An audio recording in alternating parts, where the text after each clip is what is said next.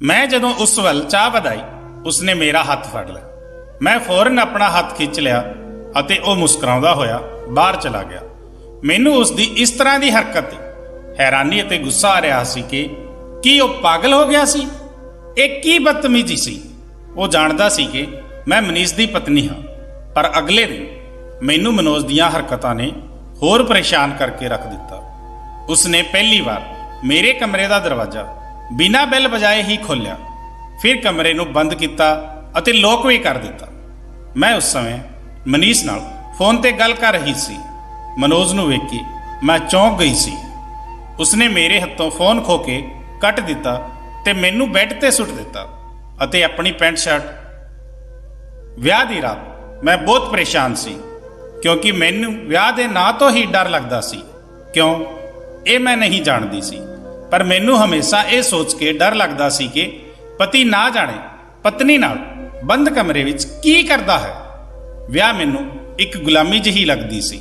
जो औरत विआह दे नां ते सारी जिंदगी गुलामी करती रहिंदी सी, इसकी एक बहुत वड्डी वजह सी। वो सी मेरा गुजरिया होया कल। मैं हुणे पिछलियां गल्लां नूं याद कर रही सी जो बहुत भयानक सी। उदों ही कमरे का दरवाजा खुलिया। सामने आने वाला इंसान मेरा पति सी। मेरा दिल उसनूं वेख के सुक्के पत्ते की तरह हो गया सी। एक कुड़ी नूं अपने पति नूं लैके की ख्वाहिशां हुंदियां हन, मैं ये नहीं जानती सी। मैं ये जानती सी कि मर्द एक दरिंदे का नां है जो विआह के नां ते औरतां ते जुलम के पहाड़ तोड़ता है।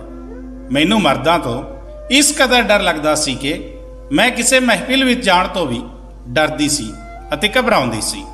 कोई मुंडा मैनू देख भी लैंदा तां मेरा खून खोलण लगदा सी। मैं अपने आप ही उत्तों गायब हो जाती सी अते अज तां मेरे लिए कोई रस्ता नहीं सी। मैं अपनी मां नूं बहुत बार कहा सी कि वो मैनू विआह लई मजबूर ना करे, मेरा विआह किसे नाल ना करवावे। मैं किसे मर्द नाल जिंदगी गुजारन दे लायक ही नहीं हाँ। मैनू मर्द जात तो बहुत डर लगता है, पर मेरी एक ना सुनी गई। विआह दे वक्त मैं पूरी तरह नाल कंब रही सी। अज दी रात दा डर मैनू इस तरह सी कि मैं विदा होने तो पहला ही नींद दियां 3-4 गोलियां खा चुकी सी, ताकि अपने सोहरे घर विच जांदे ही मैं सो जावांगी। पर उस वक्त कमरे विच बैठे मेरियां अखां विच नींद का नामो निशान नहीं सी। मैं सोना चाहती सी, पर मैनू डर की वजह नाल नींद ही नहीं आ रही सी। अते हुण तां मनीष मेरे कमरे विच आ चुकिया सी। अजिहा लग रहा सी कि अज मेरा दिल डर की वजह नाल बंद ही हो जाएगा। मेरा पूरा शरीर कंब रहा सी। मनीष ने कमरे विच आउंदे ही दरवाजा बंद कर दिता। जिवें ही उसने कमरे नूं लॉक किया, मैनू अजिहा लगा कि किसी ने मेरे दिल नूं हत्थ विच दबोच लिया होवे। मैं सुनिया सी कि मनीष का गुस्सा बहुत तेज है। मैं तो पहला ही मर्द जात तो बहुत डरदी सी, उत्तों सख्त मिजाज पति। मैं की करा, अजिहा की करा कि वो मेरे नाल गल भी ना करे। जिवें जिवें मनीष मेरे वल कदम वधा रहा सी, उंज उंज मेरी हालत खराब हो रही सी। जिवें ही मनीष मेरे कोल आके बैठा, मैं फौरन दुबक के पीछे हटी। उस वक्त मेरे चेहरे ते बदहवासी सी। मेरे इवें पीछे हटण ते मनीष के चेहरे की मुस्कुराहट ही गायब हो गई सी। मैं बिल्कुल सिमट गई सी अते मनीष मैनू हैरत नाल देखण लगे। कहण लगे, की गल है, तू मेरे तो दूर क्यों भज रही है? मैं कहा, तुसी प्लीज़ मेरे तो दूर ही रहो। मैं नहीं जानती सी कि मैनू की हो रहा सी, मैं की कह रही सी। वो मेरी गल सुन के कुछ परेशान हो गए। कहण लगे, होया की है तेनू? मैं बुरी तरह नाल कंब रही सी। मैं होर पीछे हट के बैठ दे बिल्कुल कंढे बैठ गई। मैनू ऐदा डरदा होया वेख के मेरा पति मेरे बारे की सोच सकता सी, मैनू इस गल का बिल्कुल भी अंदाजा नहीं सी। मनीष कहण लगे कि मैं तेनू पसंद नहीं हाँ? उन्हां दे इस सवाल ते मैनू ये समझ नहीं आ रहा सी कि मैं की जवाब देवां। मैनू बस कुछ अजिहा करना सी कि मेरा पति मेरे करीब ना आवे। इसलिए मैं कदे हाँ विच सिर हिलाउण लगी तां कदे ना विच। मेरे पति मैनू बहुत गौर नाल वेख रहे सन। मनीष गुस्से नाल बोले कि जेकर तैनू किसी होर नाल मुहब्बत सी तां फिर तैनू मेरे नाल विआह करन दी की जरूरत सी? ਇਹ ਸੁਣ ਕੇ ਮੇਰੇ ਹੰਝੂ ਵਹਿਣ ਲੱਗੇ। ਮੈਂ ਕੋਈ ਜਵਾਬ ਨਹੀਂ ਦਿੱਤਾ। ਮਨੀਸ਼ ਉੱਠ ਕੇ ਖੜੇ ਹੋ ਗਏ ਅਤੇ ਅਲਮਾਰੀ ਤੋਂ ਆਪਣੇ ਕੱਪੜੇ ਕੱਢੇ ਅਤੇ ਵਾਸ਼ਰੂਮ ਚਲੇ ਗਏ। ਮੈਂ ਇਹ ਸੋਚ ਰਹੀ ਸੀ ਕਿ ਕਿਵੇਂ ਇਹਨਾਂ ਨੂੰ ਦੱਸਾਂ ਕਿ ਮੈਨੂੰ ਵਿਆਹ ਤੋਂ ਡਰ ਲੱਗਦਾ ਹੈ। ਜਦੋਂ ਉਹ ਵਾਸ਼ਰੂਮ ਤੋਂ ਬਾਹਰ ਆਈ ਤਾਂ ਤੁਰੰਤ ਬੈੱਡ ਤੇ ਲੇਟ ਗਈ। ਮੈਂ ਇਹ ਵੇਖ ਕੇ ਸਕੂਨ ਦਾ ਸਾਹ ਲਿਆ। ਮੈਂ ਉੱਠ ਕੇ ਆਪਣੇ ਕੱਪੜੇ ਬਦਲੇ ਤੇ ਮੈਂ ਵੀ ਬੈੱਡ ਦੇ ਦੂਜੇ ਪਾਸੇ ਲੇਟ ਗਈ। ਮੈਨੂੰ ਲੱਗਿਆ ਕਿ ਮਨੀਸ਼ ਸੌ ਚੁੱਕੇ ਹਨ, ਪਰ ਅਜਿਹਾ ਨਹੀਂ ਸੀ। ਮੈਂ ਸੌਣ ਲਈ ਲੇਟੀ ਤਾਂ ਮਨੀਸ਼ ਨੇ ਮੇਰੇ ਵੱਲ ਕਰਵਟ ਬਦਲੀ ਅਤੇ ਕਹਿਣ ਲੱਗੇ ਕਿ ਕੀ ਤੁਹਾਡੇ ਦਿਲ ਵਿੱਚ ਕੋਈ ਹੈ? ਤੂੰ ਕਿਸੇ ਨੂੰ ਪਸੰਦ ਕਰਦੀ ਹੈ? ਨਾ ਜਾਣੇ ਕਿਉਂ ਮੈਨੂੰ ਲੱਗਾ ਜਿਵੇਂ ਉਹ ਬਹੁਤ ਪਰੇਸ਼ਾਨ ਹਨ। ਮੈਂ ਕਿਹਾ ਨਹੀਂ, ਮੈਂ ਕਿਸੇ ਨੂੰ ਪਸੰਦ ਨਹੀਂ ਕਰਦੀ। ਕਹਿਣ ਲੱਗੇ ਫਿਰ ਅਖੀਰ ਵਜ੍ਹਾ ਕੀ ਹੈ ਮੇਰੇ ਤੋਂ ਦੂਰ ਰਹਿਣ ਦੀ? ਮੈਂ ਤਾਂ ਅੱਜ ਦੀ ਰਾਤ ਬਹੁਤ ਕੁਝ ਸੋਚ ਰੱਖਿਆ ਸੀ। ਮੈਂ ਕਿਹਾ ਮੈਨੂੰ ਵਿਆਹ ਤੋਂ ਡਰ ਲੱਗਦਾ ਹੈ। ਇਸ ਤੋਂ ਪਹਿਲਾਂ ਕਿ ਮੈਂ ਕੁਝ ਕਹਿੰਦੀ ਉਹ ਮੇਰੇ ਮੂੰਹ ਤੇ ਹੱਥ ਰੱਖ ਚੁੱਕੇ ਸਨ ਅਤੇ ਫਿਰ ਉਹ ਮੇਰਾ ਨਾਂ ਕਲਪਨਾ ਹੈ। ਮੈਂ ਜਿਸ ਘਰ ਵਿੱਚ ਅੱਖ ਖੋਲ੍ਹੀ ਸੀ ਉੱਥੇ ਔਰਤ ਨਾਲ ਹਮੇਸ਼ਾ ਹੀ ਭੈੜਾ ਵਰਤਾਓ ਹੀ ਕੀਤਾ ਜਾਂਦਾ ਸੀ। ਮੈਂ ਜਦੋਂ ਤੋਂ ਹੋਸ਼ ਸੰਭੀ ਤਾਂ ਪਾਪਾ ਨੂੰ ਮਾਂ ਨਾਲ ਲੜਦੇ ਝਗੜਦੇ ਹੀ ਵੇਖਿਆ ਸੀ ਅਤੇ ਮੇਰੀ ਮਾਂ ਹਰ ਵਕਤ ਰੋਂਦੀ ਰਹਿੰਦੀ ਸੀ। ਕਹਿੰਦੀ ਸੀ ਇਹ ਆਦਮੀ ਇਨਸਾਨ ਨਹੀਂ, ਜਾਨਵਰ ਹੈ ਜਾਨਵਰ। ਸਭ ਮਰਦ ਅਜੇ ਹੀ ਹੁੰਦੇ ਹਨ। ਮੈਂ ਉਸ ਵਕਤ ਬਹੁਤ ਛੋਟੀ ਸੀ। ਮੈਂ ਆਪਣੇ ਪਾਪਾ ਤੋਂ ਬਹੁਤ ਡਰਦੀ ਸੀ। ਮੈਂ 4 ਸਾਲ ਦੀ ਸੀ ਕਿ ਮੇਰੇ ਬਾਪ ਨੇ ਮੇਰਾ ਕਮਰਾ ਵੱਖ ਕਰ ਦਿੱਤਾ ਸੀ। ਮੇਰਾ ਬਾਪ ਬਹੁਤ ਗੁੱਸੇ ਵਾਲਾ ਸੀ। ਜਿਵੇਂ ਹੀ ਘਰ ਆਉਂਦੇ ਇੱਕ ਤੂਫਾਨ ਖੜਾ ਕਰ ਦਿੰਦੇ। ਮੇਰੀ ਮਾਂ ਖਾਣਾ ਦੇਣ ਵਿੱਚ ਥੋੜੀ ਵੀ ਦੇਰ ਕਰ ਦਿੰਦੀ ਸੀ ਤਾਂ ਉਹ ਚੀਕਣ ਲੱਗਦੇ। ਕਹਿੰਦੇ ਪੂਰੇ ਦਿਨ ਵਿੱਚ ਤੇਰੇ ਤੋਂ ਇੰਨਾ ਕੰਮ ਵੀ ਨਹੀਂ ਹੁੰਦਾ। ਕਈ ਵਾਰ ਮੇਰੇ ਪਾਪਾ ਨੇ ਮੇਰੀ ਮਾਂ ਤੇ ਹੱਥ ਵੀ ਚੁੱਕਿਆ ਸੀ। ਉਸ ਦਿਨ ਤਾਂ ਮੈਂ ਡਰ ਕੇ ਇੱਕ ਕੋਨੇ ਵਿੱਚ ਬੈਠ ਜਾਂਦੀ ਸੀ। ਮੇਰੀ ਮਾਂ ਰੋਂਦੀ, ਵਿਲਕਦੀ, ਚੀਖਦੀ। ਮਾਂ ਚੀਖਦੀ ਤਾਂ ਮੇਰਾ ਦਿਲ ਫਟਣ ਲੱਗਦਾ ਸੀ। ਮੈਂ ਜਲਦੀ ਨਾਲ ਆਪਣੇ ਕੰਨਾਂ ਵਿੱਚ ਆਪਣੀ ਉਂਗਲੀਆਂ ਪਾ ਲੈਂਦੀ ਸੀ। ਮੈਨੂੰ ਆਪਣੀ ਮਾਂ ਦੀ ਬੇਵਸੀ ਨਾਲ ਰੋਣ ਦੀ ਆਵਾਜ਼ ਸੁਣ ਕੇ ਕੁਝ ਹੋਣ ਲੱਗਦਾ ਸੀ। ਮੈਂ ਉਸ ਮਾਹੌਲ ਤੋਂ ਗਾਇਬ ਹੋ ਜਾਣਾ ਚਾਹੁੰਦੀ ਸੀ। ਮੇਰੇ ਦਿਲ ਵਿੱਚ ਮਰਦ ਤੋਂ ਡਰ ਦੀ ਇਹ ਪਹਿਲੀ ਚੋਟ ਸੀ ਜੋ ਮੇਰੇ ਬਾਪ ਦੇ ਸੁਭਾਅ ਨੇ ਮਾਰੀ ਸੀ। ਜਿਵੇਂ ਜਿਵੇਂ ਵਕਤ ਗੁਜ਼ਰਨ ਲੱਗਾ ਮੇਰੇ ਦਿਲ ਵਿੱਚ ਇੱਕ ਖੌਫ ਬੈਠਦਾ ਗਿਆ। ਮੈਨੂੰ ਇਹੀ ਲੱਗਦਾ ਸੀ ਕਿ ਸਾਰੇ ਮਰਦ ਮੇਰੇ ਬਾਪ ਵਰਗੇ ਹੀ ਹੁੰਦੇ ਹਨ। ਮੇਰੀ ਮਾਂ ਸਵੇਰੇ ਸਵੇਰੇ ਆਪਣੇ ਕਮਰੇ ਤੋਂ ਬਾਹਰ ਨਿਕਲਦੀ ਤਾਂ ਉਸ ਦੀ ਹਾਲਤ ਖਰਾਬ ਹੁੰਦੀ। ਉਸ ਦੇ ਚਿਹਰੇ ਤੇ 5 ਉਂਗਲਾਂ ਦੀ ਛਾਪ ਹੁੰਦੀ। ਰੋ ਰੋ ਕੇ ਉਹਨਾਂ ਦੀਆਂ ਅੱਖਾਂ ਸੁੱਜ ਚੁੱਕੀ ਹੁੰਦੀ ਸੀ।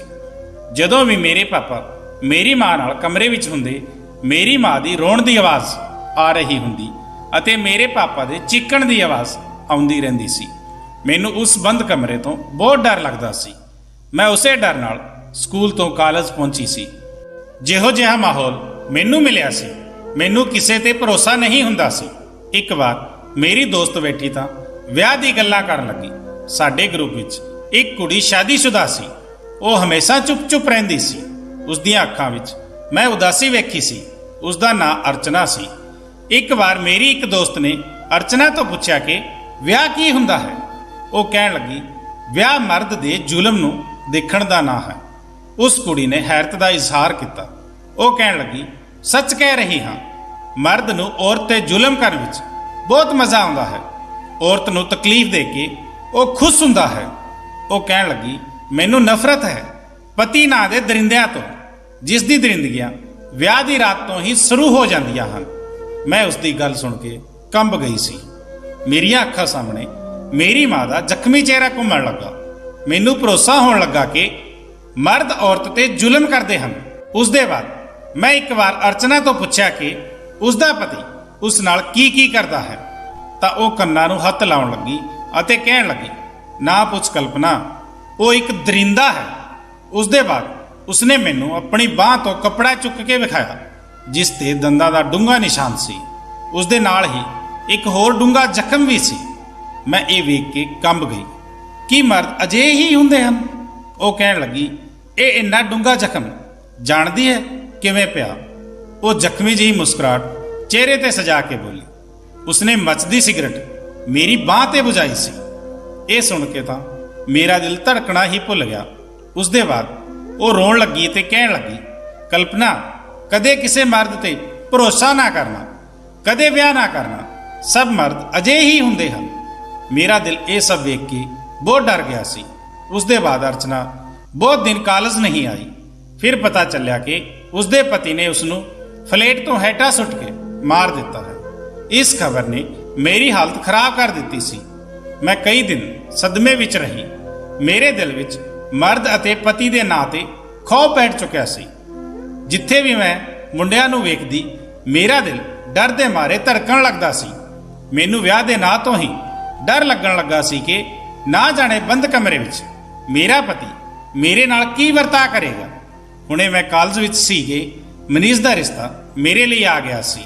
मनीष दे पापा ने मैनू किसे विआह विच वेख्या सी अते मैनू पसंद कर लिया। वो मेरे पापा दे दोस्त दा पुत्तर सी। मेरा सोहरा मर चुकिया सी। मैं बहुत मना किया पर मेरी एक ना सुनी गई। पापा ने अपने आप ही सब कुछ तय कर दिता सी। जदों मेरे विआह दी तरीक रखी गई तां मेरा रो रो के बुरा हाल सी। मैं मां नू कहा कि मैनू विआह नहीं करना, पर मां कहण लगी कि यह गल अपने बाप सामने ना कह देना वरना तेनू जानों मार देवेगा। ये मर्द हुंदे ही अजे हन, अपनी मर्जी खिलाफ कुछ नहीं सुनते। अपने विआह दे दिन सोहरे घरे जाण तो पहला मैनू इन्नी बेचैनी सी कि मैं नींद की दवाई खा ली ताकि कमरे विच जांदे ही सो जावांगी। पर मेरी ये तरकीब नाकाम हो चुकी सी। मनीष मैनू हौली हौली कहण लगे, जदों तेरी जिंदगी विच कोई होर नहीं है तां क्यों मैनू परेशान कर रही है। वो मेरे मुंह ते हथ रख के बोले सन, पर मैं अपने अंदर दे डर दा की करदी जो इन्ने सालों तो मेरे दिल विच बैठ चुकिया सी। पति दा जो नक्शा मेरे सामने बन चुकिया सी, हुण मैनू अपने पति दी मुहब्बत ते जज्बात भी दरिंदगी ही लग रहे सन। उत्तों मेरे ते नींद की दवाई का असर भी होण लगा सी। मैं रोंदे होए ना जाने उन्हां नू की कही जा रही सी। मैं चाहुंदी सी कि वो आदमी मेरे तो दूर रहे। मैनू कोई होश नहीं सी। मैनू की पुछ रहे हन ते मैं की जवाब दे रही सी। मैनू कुछ याद नहीं। मैं बहुत जल्दी बेहोश हो गई सी। जदों होश आया तां मैं हॉस्पिटल विच सी। मनीष मैनू गुस्से नाल वेख रहे सन। मेरा दिल बुरी तरह कंब रहा सी। मेरा सर भी भारी हो रहा सी। डॉक्टर ने कुछ दवाई लिख के दी अते मनीष नू कहा, हुण ये बिल्कुल ठीक है, तुसीं इन्हां नू ले जा सकते हो। मनीष ना जाने क्यों बहुत गुस्से विच सन। इस वक्त मेरे सोहरे घर विच सब सो रहे सन। सवेरे 6 बजे का समा सी। घर पहुंच के मनीष मैनू सीधे अपने कमरे विच लै गए अते कहण लगे, मैनू नहीं पता सी कि तू एक बद किरदार कुड़ी है। पता नहीं मेरे तो पहला तेरे नाल की कुछ हो चुकिया है। मैं तेरे नाल नहीं रह सकता। मैं सुन के हैरान सी कि वो ये सब की कह रहे हैं। मैं कोई अजिहा पाप नहीं किया सी। वो नींद दियां गोलियां दा असर सी। पर इन्ना जान चुकी सी कि वो मेरे तो अपना हक हासिल कर चुके सन। पर मैनू कुछ याद नहीं आ रहा सी। मैं हाले इस उलझन तो निकली भी नहीं सी कि मनीष ने मेरे सिर ते एक होर पहाड़ सुट दिता। वो मैनू डिवोर्स दे चुके सन अते कमरे तो बाहर निकल गए। मैं चकरा के उत्थे ही डिग पई। मैनू उस वक्त होश आया जदों मेरे मुंह ते कोई पानी दे छिट्टे मार रहा सी। जदों मेरी अख खुली तां मेरी सस अते छोटा दिओर मेरे सामने बैठे हुए सन। मैं उठ के बैठ गई अते रोण लगी। मेरी सस मैनू कहण लगी, की होया तेरे ते मनीष विचाले जो वो गुस्से नाल घर तो बाहर ही चला गया अते तू बेहोश पई है। मैं उन्हां नू की जवाब दिंदी। मैं कहा कि मैं कुछ नहीं जानती। अज दी रात मेरी अते मनीष दी पार्टी सी, पर मेरा पति ना जाने कित्थे जा चुकिया सी। मेरी सस बहुत परेशान सी। वार वार मनीष दे नंबर ते कॉल कर रही सी, पर वो फोन ही नहीं उठा रहे सन। वो वार वार मैनू पुछ रही सी कि अजे अभी की होया है कि वो तेनू कमरे विच बेहोश छड्ड के चला गया। मैं की जवाब दिंदी। मेरी तो दुनिया ही उजड़ के रह गई सी। मेरा तो मनीष नाल कोई रिश्ता रहा ही नहीं। मेरी सस ने मैनू तैयार करके मेहमानां सामने बिठा दिता अते यह कहा कि मनीष दे किसी दोस्त का एक्सीडेंट हो गया है, वो नहीं आ सकता। सारा फंक्शन इसे तरह खत्म किया गया, पर मनीष वापस नहीं आया। रात को मेरी सस मेरे कमरे विच आई अते मैनू कहण लगी कि मैं उन्हां नू सच दस्सां कि साडे विच अजिहा भी की होया सी, क्योंकि कल तक तां वो मेरे नाल विआह लई बहुत खुश सी। मैं उन्हां दे गल लग के ਫੁੱਟ ਫੁੱਟ ਕੇ ਰੋਣ ਲੱਗੀ। ਮੈਂ ਆਪਣੀ ਸੱਸ ਨੂੰ ਜਦੋਂ ਇਹ ਕਿਹਾ ਕਿ ਮਨੀਸ਼ ਨੇ ਮੈਨੂੰ ਡਿਵੋਰਸ ਦੇ ਦਿੱਤਾ ਹੈ ਤਾਂ ਉਹ ਹੈਰਾਨੀ ਨਾਲ ਮੈਨੂੰ ਦੇਖਣ ਲੱਗੀ। ਕਹਿਣ ਲੱਗੀ, ਅਜੀਬ ਹੀ ਕੀ ਗੱਲ ਹੋ ਗਈ ਕਿ ਉਸਨੇ ਵਿਆਹ ਦੀ ਰਾਤ ਹੀ ਤੈਨੂੰ ਡਿਵੋਰਸ ਦੇ ਦਿੱਤਾ। ਮੈਂ ਉਹਨਾਂ ਨੂੰ ਸਾਰੀ ਗੱਲ ਦੱਸ ਦਿੱਤੀ ਕਿ ਮੈਂ ਕਿਸ ਡਰ ਵਿੱਚ ਸਾਰੀ ਜ਼ਿੰਦਗੀ ਗੁਜ਼ਾਰੀ ਹੈ ਅਤੇ ਜੇਕਰ ਮੇਰੇ ਪਾਪਾ ਨੂੰ ਡਿਵੋਰਸ ਬਾਰੇ ਪਤਾ ਚੱਲਾ ਤਾਂ ਉਹ ਮੈਨੂੰ ਜਾਨੋਂ ਮਾਰ ਦੇਣਗੇ।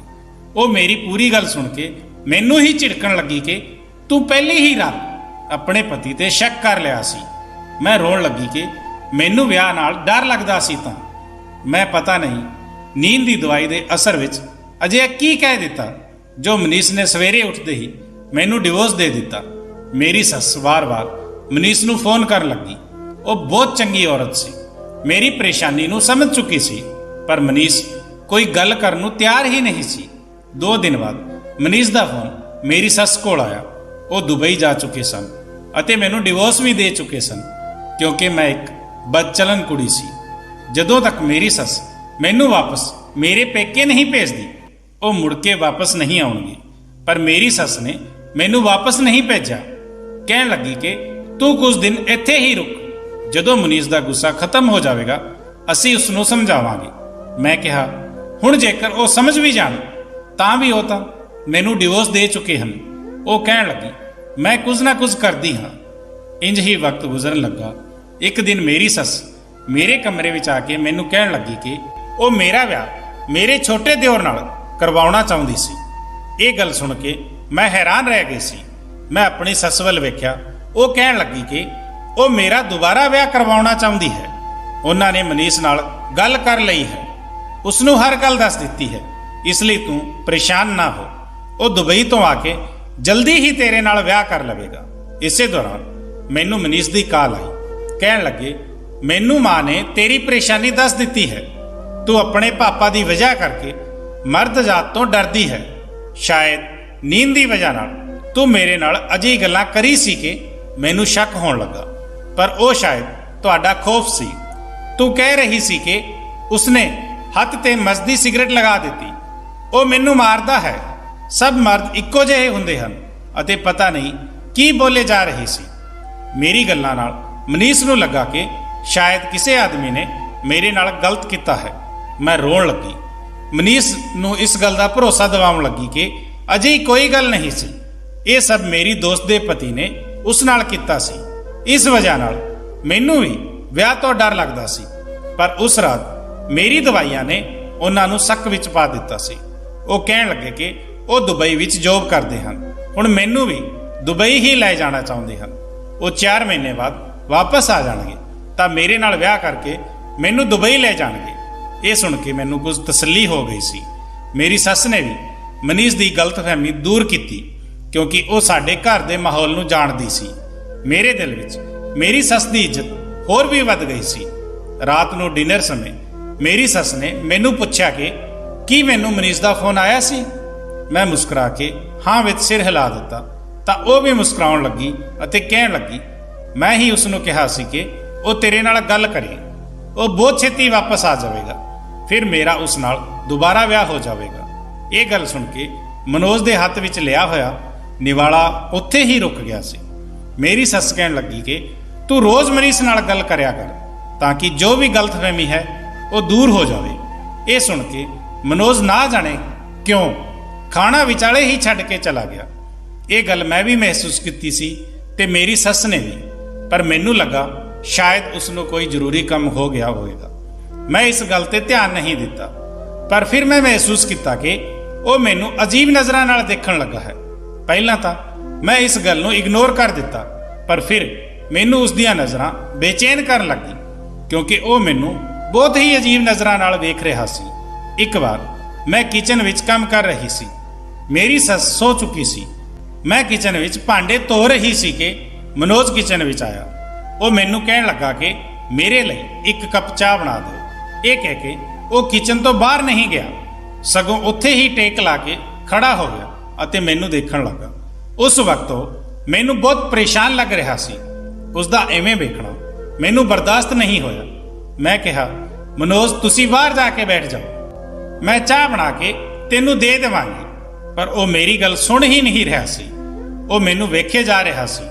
ਮੈਂ ਜਲਦੀ ਬਰਤਨ ਧੋਣ ਲਈ ਛੇਤੀ ਹੱਥ ਚਲਾਉਣ ਲੱਗੀ ਅਤੇ ਉਸ ਲਈ ਚੁੱਲ੍ਹੇ ਤੇ ਚਾਹ ਚੜਾ ਦਿੱਤੀ। ਮੈਂ ਚਾਹੁੰਦੀ ਸੀ ਕਿ ਛੇਤੀ ਚਾਹ ਬਣਾ ਕੇ ਦੇ ਦੇਵਾਂ ਤਾਂ ਕਿ ਇੱਥੋਂ ਚਲਾ ਜਾਵੇ। ਮੈਂ ਜਦੋਂ ਉਸ ਵੱਲ ਚਾਹ ਵਧਾਈ ਤਾਂ ਉਸਨੇ ਮੇਰਾ ਹੱਥ ਫੜ ਲਿਆ। ਮੈਂ ਫੌਰਨ ਆਪਣਾ ਹੱਥ ਖਿੱਚ ਲਿਆ ਅਤੇ ਉਹ ਮੁਸਕਰਾਉਂਦਾ ਹੋਇਆ ਬਾਹਰ ਚਲਾ ਗਿਆ। ਮੈਨੂੰ ਉਸਦੀ ਇਸ ਤਰ੍ਹਾਂ ਦੀ ਹਰਕਤ ਤੇ ਹੈਰਾਨੀ ਤੇ ਗੁੱਸਾ ਆ ਰਿਹਾ ਸੀ ਕਿ ਕੀ ਉਹ ਪਾਗਲ ਹੋ ਗਿਆ ਸੀ?